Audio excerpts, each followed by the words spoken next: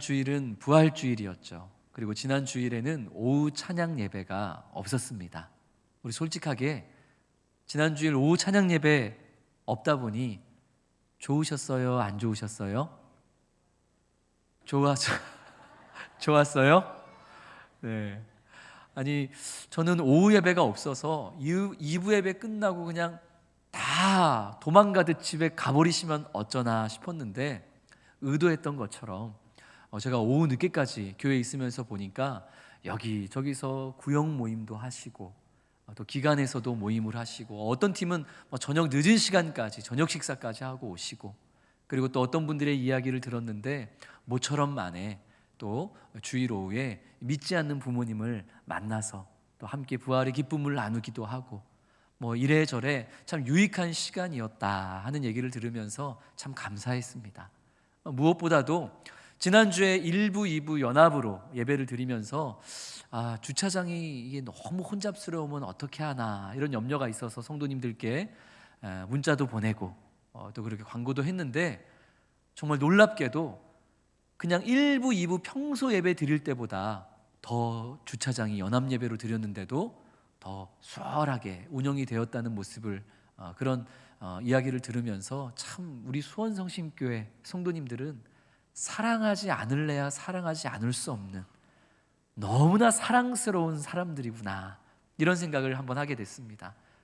우리 서로를 향해서 대단하십니다. 우리 양쪽 손을, 엄지를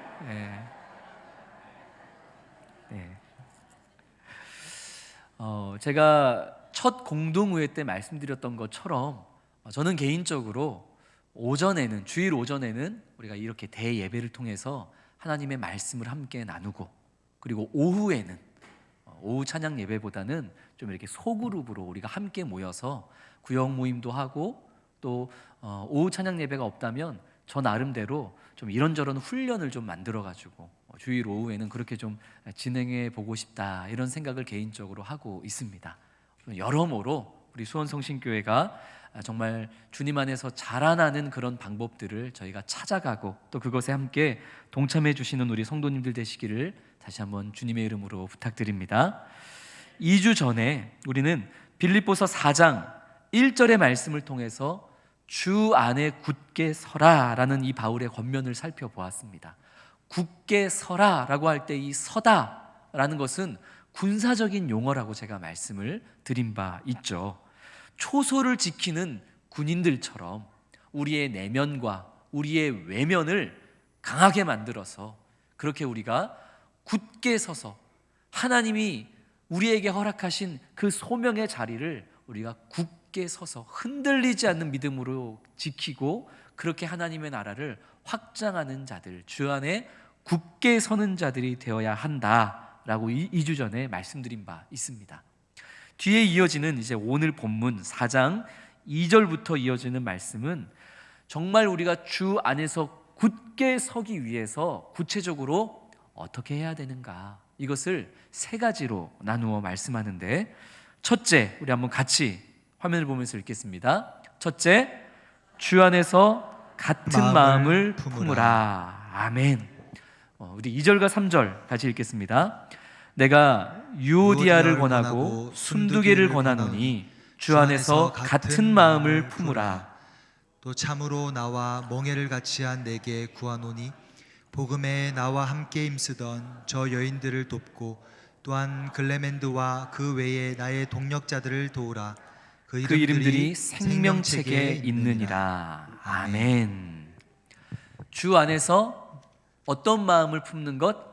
같은 마음을 품는 것. 이것이 주 안에 굳게 서는 첫 번째 방법, 첫 번째 지혜임을 꼭 기억하는 우리 성도님 되시기를 소망합니다. 2절 말씀해 보니까 유오디아 그리고 순두개라는 이름을 가진 두 여인이 등장합니다. 이 두 여인은 이 빌립보 교회에서 아주 중요한 역할을 했던, 영향력이 있던 사람들이었을 것으로 봅니다. 그리고 바울이 이야기하는 것처럼 이 두 여인은 사도 바울과 함께 복음에 힘썼던 사람들이었습니다. 그런데 이 유오디아와 순두개, 이 두 여인이 오늘 본문에 등장하는 것은 사실 좋은 일 때문에 이름이 등장하는 것은 아닙니다. 이 유오디아와 순두계, 사도 바울과 함께 복음을 전하는 일에 힘썼던 여인들, 빌립보 공동체 안에 영향력이 있었던 여인들이었는데, 이 두 사람이 서로 다투고 충돌하고 부딪혀 버렸던 거예요. 둘이 싸워버린 것이죠, 교회 안에서. 게다가 영향력 있는 사람이.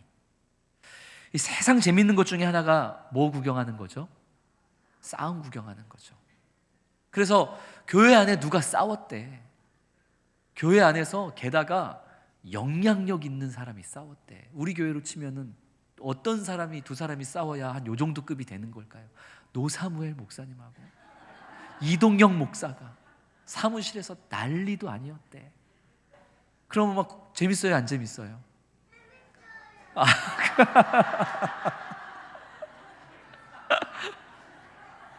재밌잖아요. 그런데 우리는 교회 안에 대단한 사람들이 싸우고 부딪혔더라, 이런 얘기를 들으면 뭘 궁금해해요? 그래서 누가 이겼대? 혹은 아니, 둘 중에 누가 잘못했대? 이 싸움의 시작의 원인을 제공한 게 누구야? 그러면서 누가 이겼는지, 누가 문제를 일으켰는지, 누가 저 잘못했는지, 우리는 어쨌든 누가 싸웠다라는 얘기를 들으면 이런 게 궁금한 거예요.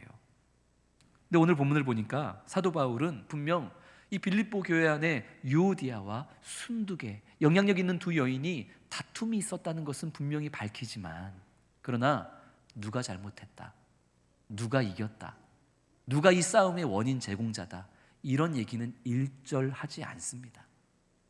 빌립보 교회 안에서 함께 사역하던 두 사람 사이에 충돌은 있었지만, 그러나 우리가 집중하고 우리가 생각하고 우리가 함께 마음을 모아야 하는 것은 누가 잘못했냐, 뭐가 문제냐, 이게 아니라 어쨌든 벌어진 이 일을 어떻게 봉합할 것인가. 우리의 고민은 항상 거기에 있어야 하는 것이죠. 교회 안에서는 반드시 이런저런 크고 작은 충돌이 일어나기 마련입니다. 그러나 충돌이 일어날 때마다 우리는 모두 마음을 같이 해서, 자, 이제 이 일어난 다툼과 싸움을 주 안에서 어떻게 봉합하고 어떻게 해결하는 선한 싸움으로 만들 것인가. 선한 싸움. 성경은 우리에게 늘 싸우라고 얘기해요. 성경은 싸우지 말라고 얘기하지 않습니다. 우리에게 늘 싸우라고 얘기해요. 근데 어떤 싸움을 싸우라? 선한 싸움을 싸우라. 성경은 우리에게 늘 싸움을 붙여요. 다만 이기는 싸움이 아니라 어떤 싸움? 선한 싸움. 싸울 수는 있지만, 부딪힐 수 있지만, 그러나 그것을 주 안에서 어떻게 봉합하느냐에 따라 이 싸움이 교회에 새로운 전기와 부흥을 마련할 수 있는 거예요. 그런데 많은 경우에 우리는 싸움이 일어나면 봉합하려고 하지 않고 책임을 물으려고 해요. 누구 잘못이야? 누가 저 잘못했어? 어떻게 저 사람을 책임을 지우고 심판을 해야 될까? 그러다 보니까 이 작았던 문제가 오히려 더 커지게 되는 일들이 왕왕 생기는 것이죠.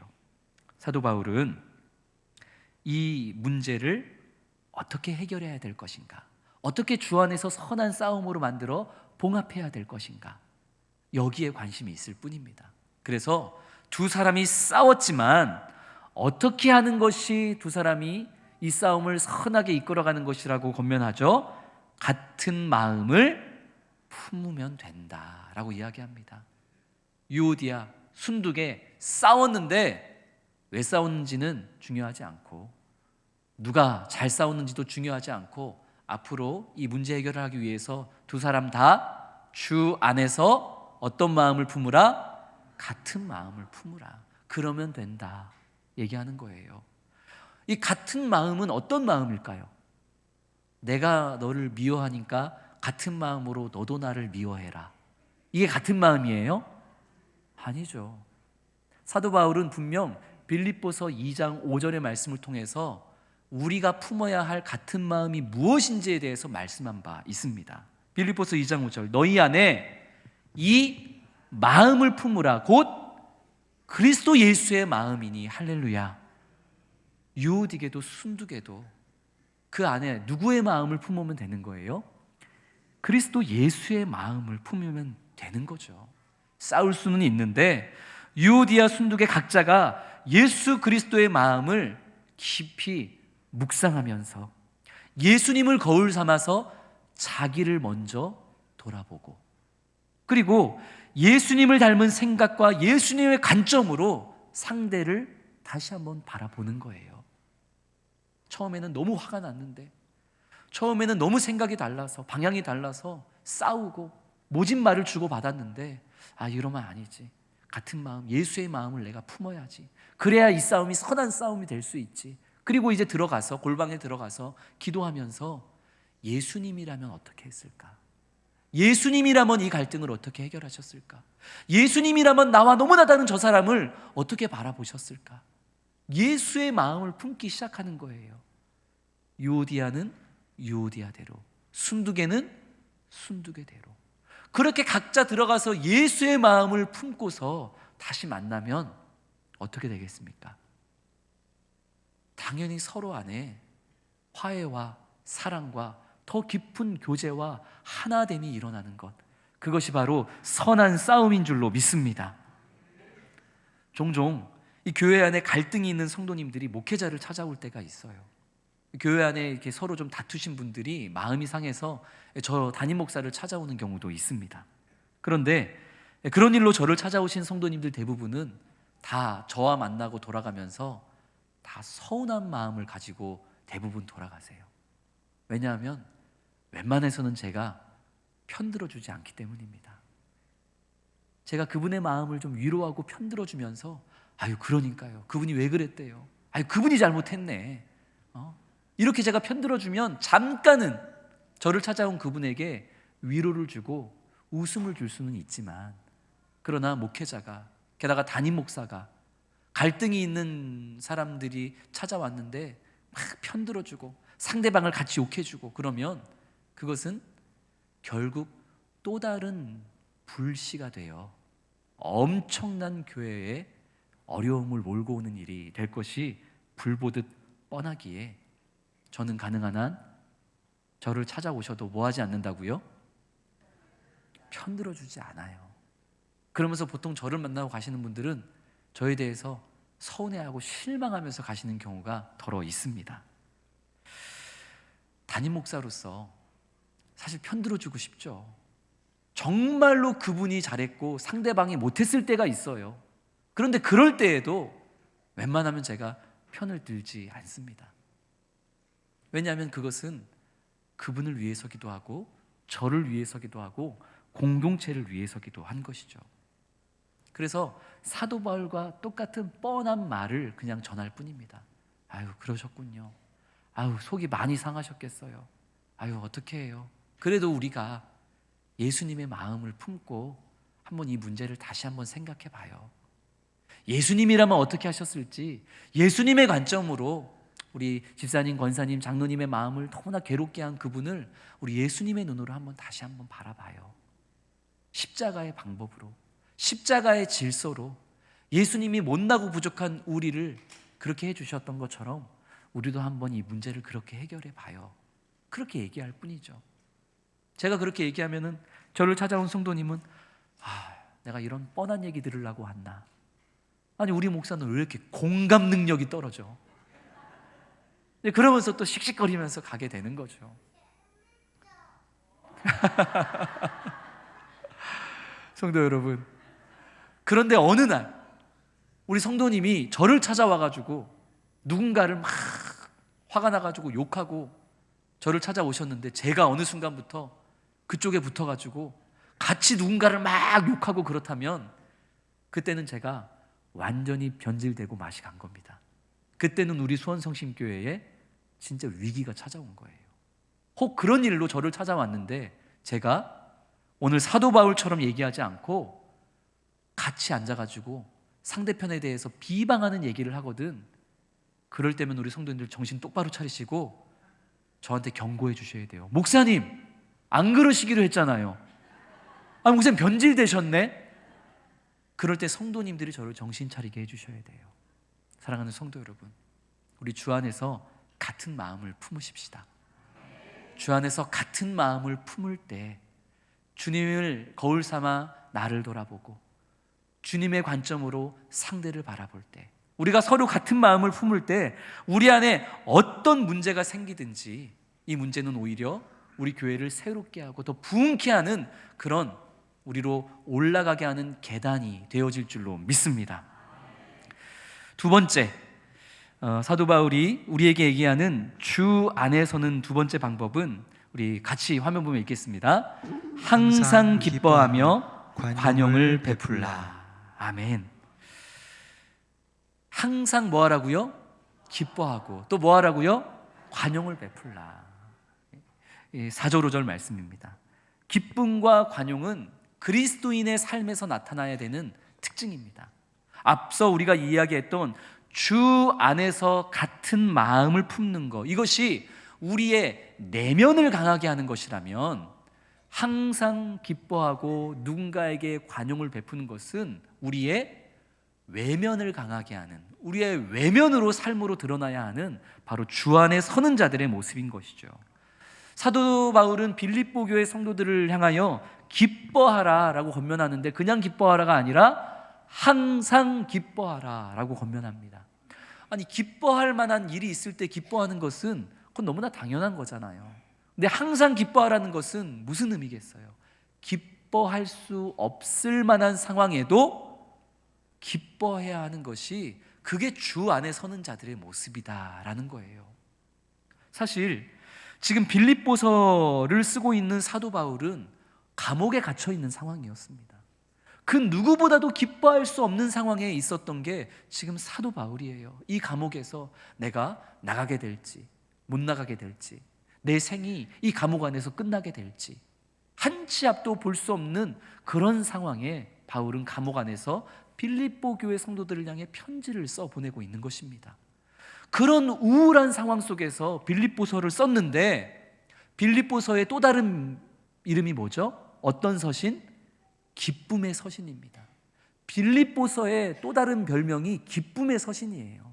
가장 우울한 상황 속에서 썼던 이 서신이 기쁨의 서신으로 불린다는 것, 이것이야말로 사도 바울이 기뻐할 수 없는 상황 가운데에서도 뭐 했다는 거예요? 기뻐하는, 항상 기뻐하는 그런 주 안에 서는 자의 모습을 분명하게 보여주고 있다는 것이죠. 사실 기뻐할 수 없는 상황에 놓여 있는 것은 사도 바울만이 아니라 빌립보 교회도 마찬가지였습니다. 빌립보 교회 또한 외적인 위협과 핍박에 놓여 있었을 뿐만 아니라 교회 안에서도 내적으로도 율법주의자들에 대한 이런저런 거짓 가르침과 교훈들로 인해서 교회가 흔들렸고, 앞에 우리가 살펴본 것처럼 빌립보 교회에 아주 중요한 영향력이 있는 이 두 리더들, 유디게와 순두게가 자꾸 부딪히고 싸우고, 이러니 어떻게 그 교회 분위기가 기쁨의 분위기가 될 수 있었겠어요? 우울했겠죠. 힘들었겠죠. 그럼에도 불구하고 사도 바울은 그래도 우리는 뭐 해야 된다? 기뻐해야 된다 권면합니다. 단순하게 기뻐할 뿐만 아니라 더 나아가서 모든 사람에게 관용을 베풀라 권면합니다. 관용이라는 것은 남의 허물을 너그러이 용서해 주는 것, 남의 허물과 연약함을 받아주는 것, 이게 관용입니다. 그렇다고 해서 누군가의 분명한 잘못과 성경에서 하지 말라고 하는 것을 한 것에 대해서도 그냥 괜찮아, 그냥 모른 척 해주면 그게 관용이겠습니까? 그건 관용이 아니죠. 성경이 이야기하는 관용은 예수님께서 우리에게 베풀어 주셨던 그런 성경적인 방법의 관용입니다. 예수님께서 우리의 모든 죄를 그냥 다 괜찮다고 말씀해 주시고 모른 척 해주시는 관용을 베푸셨나요? 아니죠. 예수님은 우리의 죄를 용서하셨으나, 그러나 잔인한 십자가를 통해서 우리의 죄가 얼마나 크고 깊고 무서운지를 분명하게 우리에게 보여주셨습니다. 이 잔인한 십자가, 이게 네 죄의 결과야. 이게 네 죄의 크기야. 평안하게 아름답게 죽을 수 없는, 세상에서 가장 잔인하고 고통스러운 방법으로 죽어야만 하는 이 십자가, 그게 바로 네 죄의 모습이야. 예수님은 십자가를 통해 우리의 죄의 민낯을 보게 해주신 거예요. 그 무서운 죄를 보게 해주시고 그 죄를 대신 짊어지셨고 우리로 하여금 다시는 그 죄의 자리로 돌아가지 않을 수 있는 교훈을 주신 것, 이게 예수님이 우리에게 보여주신 성경적인 관용입니다. 도둑질을 해도 괜찮아, 교회를 안 나와도 괜찮아, 누구를 때려도 괜찮아, 이건 관용이 아닙니다. 잘못한 것에 대해서는 분명하게 그것이 잘못된 것이라는 것을 알려주되, 그러나 비난하지는 않고 오히려 그가 다시는 그 죄의 자리로 돌아가지 않도록 내가 대신 희생하고 내가 그를 위해서 무언가를 해주고 품어주고 도와주는 것, 이것이 주 안에 굳게 서는 그리스도인의 삶으로 드러나야 할 진정한 관용인 줄로 믿습니다. 그리고 이 관용은 특정한 사람, 친한 사람들에게만 이런 관용을 베풀 것이 아니라 오늘 어떤 사람에게 관용을 베풀라고 성경이 분명히 말씀하죠? 모든 사람들에게 이러한 관용을 베풀 줄 아는 것, 이것이 주 안에 굳게 서는 자들인 줄로 믿습니다. 기뻐하되 어떻게 기뻐하고? 항상 기뻐하고. 관용을 베풀 때 누구에게 관용을 베풀라? 모든 사람들에게 관용을 베푸는 것, 그것이 바로 주 안에 굳게 서는 저와 우리 성도님들의 삶의 외면으로 드러나는 모습이 되어져야 할 줄로 믿습니다. 그런데 억지로 웃고 억지로 기뻐하고 억지로 관용을 베풀면 결국 어떻게 될까요? 화병 나는 거예요. 속병 나는 거예요. 기쁘지도 않은데 기쁜 척하고 내키지도 않은데 그냥 관용을 베풀다 보면 결국 그게 스트레스가 되고 결국 그게 화병이 되고 속병이 되는 거죠. 바울은 억지스런 기쁨과 억지스런 관용을 베풀라고 그렇게 권면하고 있지는 않습니다. 바울이 성도들이 시련의 상황에 처해 있을 때에도 기뻐할 수 있는 것, 자신이 감옥에 갇혀 있는 데에도 항상 기뻐할 수 있고 누구에게든지 관용을 베풀 수 있는 것, 그 비결이 있으니 그게 무엇이냐면 주께서 가까우시니라. 주님께서 늘 나와 가까이 계시다는 것, 그리고 주님의 때가 멀지 않았다는 것, 이것을 늘 생각할수록 기뻐할 수 없었던 상황에서도 기뻐할 수 있게 되고, 인색한 마음으로 관용을 베풀 수 없을 것 같았을 때에도 주님이 나와 가까이 있다고 생각하니까, 주님의 날이 이제 곧 일어날 거라고 생각하니까 내 인색한 마음이 녹아지고 오히려 관용을 베푸는 자리로 나아갈 수 있더라. 자기만의 비결을 지금 사도 바울이 이야기해 주고 있는 것이죠. 사랑하는 성도 여러분, 주께서 가까우십니다. 주님께서 누구보다도 우리 가까이에 계십니다. 우리 주님께서 언제나 내 곁에 가까이 계시사 나의 모든 것을 아시고 그리고 나의 도움이 되시고 나를 가장 선한 길로 인도하시며 내가 곧 빠른 시일 안에 온다고 우리에게 말씀하시며 우리로 항상 기뻐하고 모든 이에게 관용을 베푸는 자리로 그렇게 우리를 인도하십니다.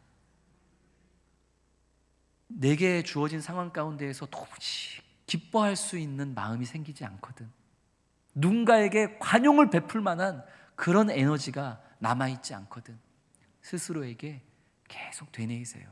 아니야, 주님이 가까이 계셔. 아니야, 주님이 곧 오셔. 이것을 계속 되뇌이면 항상 기뻐하고 모든 이에게 관용을 베푸는 그런 주 안에 굳게 서는 자들이 될 수 있을 줄로 믿습니다. 우리 앞뒤 양옆에 계신 분들에게 권면합니다. 주께서 가까우십니다.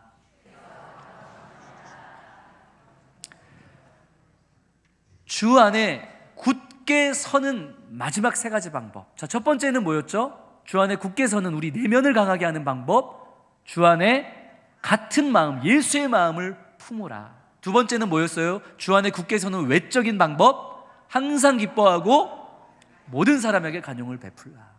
마지막 세 번째 방법 따라하겠습니다. 아무것도 염려하지 말라. 아멘. 6절과 7절 말씀이죠. 이 세상에서 염려 없이 살아가는 사람이 있을까요? 없을까요? 왜 없어요? 있어요. 누굴까요? 제가 보니까 오늘 재미있다라고 얘기했던 우리 어린 친구들, 이런 친구들이 염려가 없는 거예요. 정확하게 보여주잖아요. 누가 염려가 없어요? 어린아이들은 염려가 없어요. 2살, 3살짜리들은 염려가 없어요. 왜요?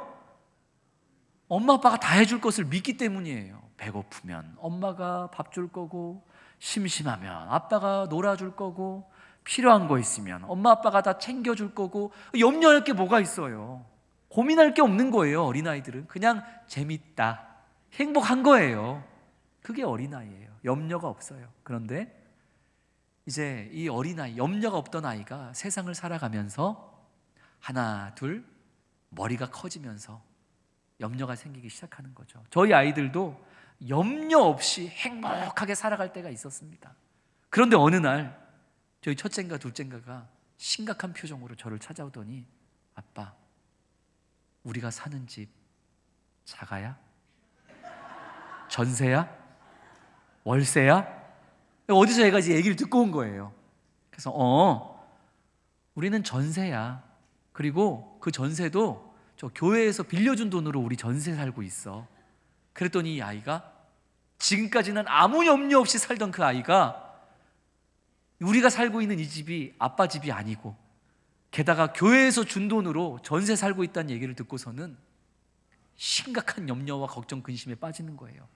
야, 세상에 믿을 놈 하나 없다더니 내가 아빠만 믿고 있었는데 이렇게 가난한 사람인 줄 몰랐네. 근데 이 사람 믿고 어떻게 사나? 염려, 걱정, 근심이 찾아오는 거예요. 그리고 한참 지나서, 이건 우리 둘째 같은데, 조심스럽게 둘째가 저한테 또 물어보는 거예요. 아빠 연봉이 어떻게 돼? 이제 또 세상 살아가면서 친구들한테 들은 거죠. 누구 아빠는 몇 억을 벌고, 누구 아빠는 몇 억을 벌고. 그래서 우리가 재산이 1억은 돼? 라고 물어보길래 경제관념을 위해서 아이한테 솔직히 얘기해 줬죠. 우리 집의 재산을 알기 위해서는 플러스가 아니라 마이너스로 봐야 돼. 마이너스 1000인지 5000인지 우리 집 재산은 그렇게 계산해야 된단다. 그랬더니 또 아이가 그냥 염려와 걱정과 근심이 가득해지는 거예요. 지금까지는 너무나 행복했는데, 염려, 걱정, 근심이 없었는데 이제 세상을 살아가면서 머리가 커지고 이런저런 세상의 일들과 비교하다 보니까, 엄마 아빠만 믿어서는 안 되겠다. 굳이 지금 하지 않아도 될 걱정과 염려를 하면서 살아가는 거예요. 하나님 앞에서 우리의 모습도 마찬가지입니다. 우리가 주님을 제일 처음 만났을 때, 우리의 신앙이 어린아이와 같았을 때, 그때 두려운 게 뭐가 있었어요? 하나님이 다 해결해 주실 것 같았잖아요. 눈에 보이는 상황은 하나도 나아진 게 없어요. 내 건강은 여전히 안 좋고, 우리 집안의 가정 형편도 여전히 문제투성이고, 근데 내가 하나님을 인격적으로 만났을 그때에는 두려움이 없었다고요. 하나님이 다 해결해 줄 것 같았으니까. 근데 시간이 지나면서 우리의 머리가 커지고, 이거 하나님이 해주시려나? 이거 하나님이 해결해 주시면, 해결 안 해주시면 이거 큰일 나는데, 이거는 하나님이 아니라 좀 내가 한번 좀 해결해 봐야 되겠다. 이거는 하나님께 나아가는 것보다는 저기 옆집 누구 저 돈 많은 사람한테 그래도 부탁하는 게 더 빠르겠다. 이제는 더 이상 하나님께 맡기지 않고 하나님이 책임져 주실 일들을 내게로 가져오면서 굳이 하나 하지 않아도 되는 염려와 걱정과 근심을 우리가 달고 사는 거예요. 사도 바울은 이야기합니다. 아무것도 염려하지 말고 다만 모든 일에 기도와 간구로 너희 구할 것을 무엇으로 아뢰라? 감사함으로 아뢰라. 하나님께 우리에게 필요한 모든 것을 아뢰되 어떻게 아뢰라는 거예요? 감사함으로 아뢰라. 감사함으로 아뢰라는 것은 어떤 의미가 함축되어 있어요? 하나님께서 해결해 주실 것을 미리 믿고 감사함으로 하나님께 구하라라는 것이죠. 그러면 하나님이 어떻게 해주실 것이다? 모든 지각에 뛰어난 하나님의 평강이 그리스도 예수 안에서 너희의 마음과 생각을 지키시리라. 할렐루야. 아멘. 근데 살짝 좀 애매하죠. 내가 원하는 말씀은 이게 아닌데. 아무것도 염려하지 말고 다만 모든 일에 기도와 간구로 너희 구할 것을 감사함으로 하나님께 아뢰라. 그리하면 모든 지각에 뛰어난 하나님의 평강이 그리스도 예수 안에서 네가 기도한 것을 다 해결해 주실 것이다. 돈 문제를 가지고 하나님께 감사함으로 아뢰면 돈 문제를 해결해 주실 것이고, 건강의 문제를 가지고 하나님께 감사함으로 아뢰면 건강을 회복시켜 주실 것이고. 아멘이 나오잖아요. 우리가 원하는 건 이거잖아요. 아니, 그런데 엉뚱하게 오늘 말씀을 보니까 아무것도 염려하지 말고 모든 일에 기도와 간구로 감사함으로 하나님께 아뢰면 하나님께서 해결해 주실 것이다. 네가 기도한 대로 응답해 주실 것이다. 그렇게 얘기하지 않고 뭐라고 얘기해요? 7절에 너희 마음과 생각을 지키시리라. 애매한데. 아니, 기도한 대로 응답해 주시겠다고 약속해 주셔야지 갑자기 무슨 마음과 생각을 지키신대. 치료해 주실 것이다, 해결해 주실 것이다, 이래야 뭔가 확신이 들지 않겠어요? 그러나 성도 여러분, 우리가 당장에 눈에 보이는 것을 기도하고 응답받는 것, 그것은 일시적일 뿐입니다. 그러나 오늘 진짜 우리에게 주시는 은혜는 우리의 마음과 생각을 지켜주시는 것, 이게 진짜 응답인 줄로 믿습니다. 우리의 마음과 생각을 하나님께서 굳게 지켜주시고 어떤 상황 가운데에서도 흔들리지 않는 평안함으로 주 안에 굳게 서는 자들로 하나님이 만들어 주실 때, 응답해 주실 때, 우리는 지금도 그렇고 앞으로도 그렇고 어떤 어려움이 닥쳐와도 당황하지 않고 우리는 주님의 마음을 품으며, 그리고 항상 기뻐하고 관용을 베푸는 삶의 자세로 우리는 모든 문제를 다 지혜롭게 주님 안에서 해결할 수가 있게 되어지는 것이죠. 그래서 우리는 당장의 눈앞에 보이는 요 문제 하나 해결받는 것, 여기에 목을 매달기보다는 앞으로 우리가 어떤 인생의 문제를 만나든지 당황하지 않고 하나님 안에서 선한 싸움으로 이 모든 것을 열매 맺을 수 있는 우리의 마음과 생각이 지켜지는 것, 그것을 우리가 주님께 더욱더 간구하며 살아가는 저와 우리 모든 성도님들 될 수 있기를 주님의 이름으로 축원합니다. 이렇게 오늘 우리는 주 안에 굳게 서는 세 가지의 방법을 함께 살펴보았습니다. 첫 번째 뭐였어요? 주 안에서 같은 마음을 품으라. 그 같은 마음은 어떤 마음? 예수 그리스도의 마음. 특히 우리 안에 어떤 갈등과 충돌이 있을 때, 그때 더더욱 주 예수의 마음을 품어 주님을 거울 삼아 나를 돌아보고 주님의 관점으로 상대를 바라보며 그렇게 선한 싸움으로 주 안에 서는 우리 성도님들 되기를 소망합니다. 두 번째, 우리의 외적으로 또 어떻게 하는 것이 굳게 서는 거죠? 항상 기뻐하고 모두에게 관용을 베푸는 바로 그런 삶의 모습. 근데 이거 쉬운 거 아니에요.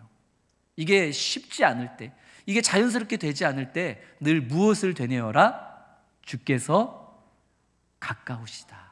주께서 가까우시다. 주님이 나의 생각을 아시고, 주님이 내 마음을 아시고, 주님이 내 곁에 계시고, 주님이 내게 힘을 주실 것이고, 주님의 재림이 멀지 않았다. 해야 될 일을 해야 된다.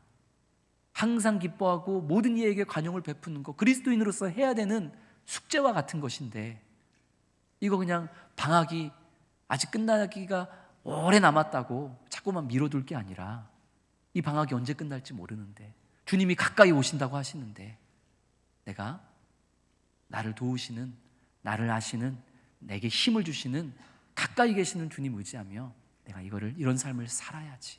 그런 마음의 중심으로 항상 기뻐하고 관용을 베푸는 성도님 되시기를 소망합니다. 마지막 세 번째, 우리가 정말 주 안에서 굳게 서는 자들 되기 위해서 무엇하지 말자? 염려하지 말자. 염려하지 말자. 주님께 모든 것을 기도와 간구로 감사함으로 맡겨드리면 될 일을 자꾸 내가 가져와서 내가 책임지고 내가 해결하려고 하지 말라는 거예요. 주님께 기도하면서, 주님, 상황이 어떻게 되든지 주님께서 가장 선하게 인도하여 주실 것을 나는 믿습니다. 그런 내 마음과 생각이 뒤틀리지 않도록 내 마음과 생각을 지켜주십시오. 혹 내가 원하는 대로 상황이 이루어지지 않더라도 그래도 주님을 의심하지 않도록, 원망하지 않도록 내 마음과 생각을 지켜주십시오. 그게 주님이 제게 주시는 가장 큰 응답인 줄로 믿습니다. 그런 기도로 우리 굳게 서서 나아가는 우리 모든 성도님 되시기를 주님의 이름으로 축원합니다. 우리 오늘 주시는 말씀 기억하고